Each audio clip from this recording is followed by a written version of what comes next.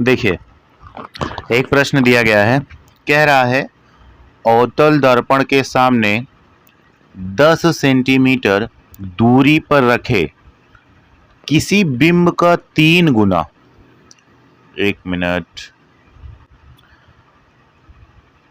अवतल दर्पण के सामने 10 सेंटीमीटर दूरी पर रखे किसी बिंब का 3 गुना आवर्धित वास्तविक प्रतिबिंब बनता है।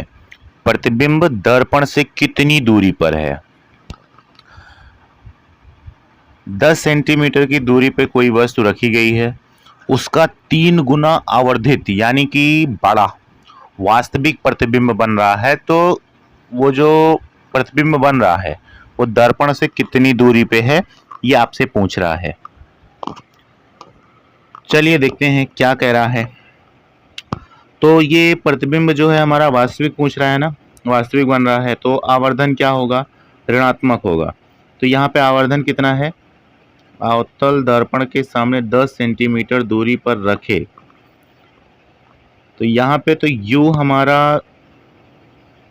हमारा हो जाएगा कितना? 10।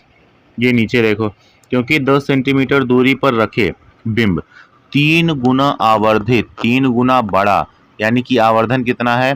3। वास्तविक प्रतिबिंब के लिए कह रहा है, इसीलिए माइनस में। और अवतल हो चाहे उत्तल, वस्तु की दूरी को हमेशा ऋणात्मक ही लेते हैं।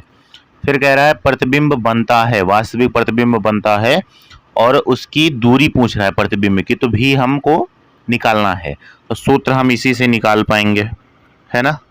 तो यहाँ पे -3 बराबर -v बटा u कितना है?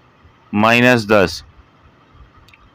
गुणा करिए इसका जरा, तो -30 हो जाएगा, नहीं, ये प्लस हो जाएगा, बराबर -v।